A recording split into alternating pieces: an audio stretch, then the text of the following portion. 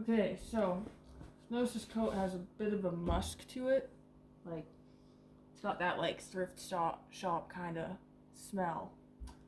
So what I got here is some vodka. This isn't the proper kind of vodka. I would need to do some research to find out which is the best. But there's a YouTuber that talks on vintage clothing and how to clean them and spraying them down in vodka is something that works. So here I am giving it a go. Sprayed this down once already. It still has a little bit of smell to it, but it's definitely not as like pungent. It's been awoken a little bit by the moisture, but it's also died down a lot. So the reason why this works is because clothing that's vintage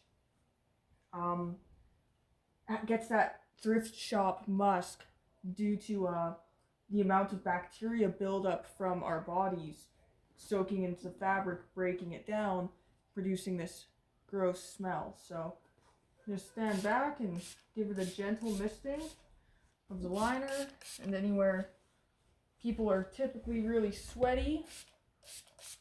I notice the shoulders and armpits and back have a lot of smell to this one.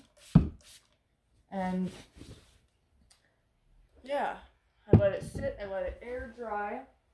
I'm gonna get some of the fur as well, even though the arms are flipped inside out right now. That shouldn't be too big of a deal, just because I want this to not smell the way it does.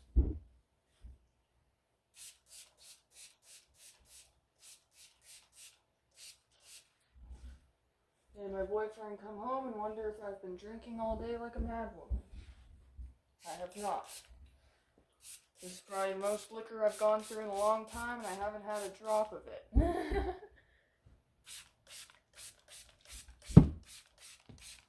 But you can tell I trust this method because I'm using it on one of my most expensive coats.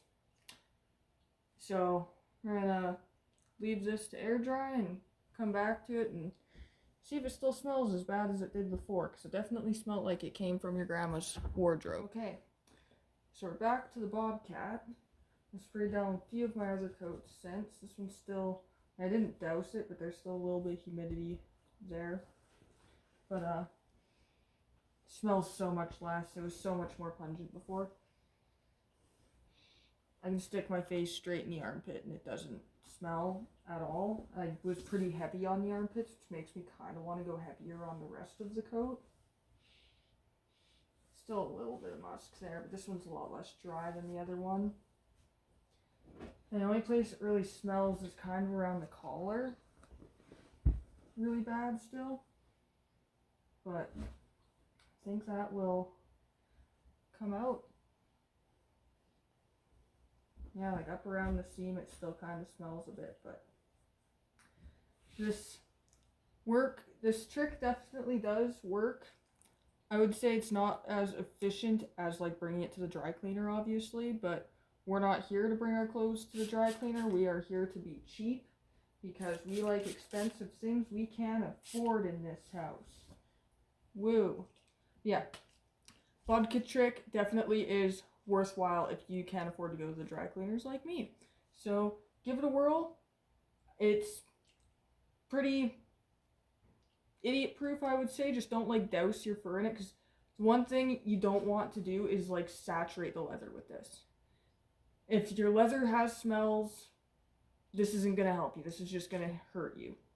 If your fur's got a bit of musk to it, this trick can definitely help, but I wouldn't go as far as like bathing your stuff in vodka or anything like that.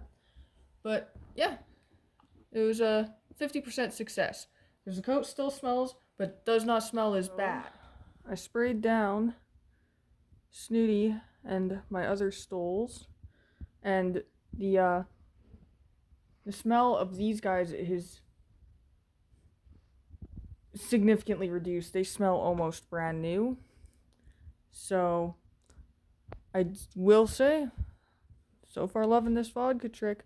Obviously, like, they're looking a little wet. You just gotta get a little TLC, make them look good again. But yeah, they don't smell anything like they did.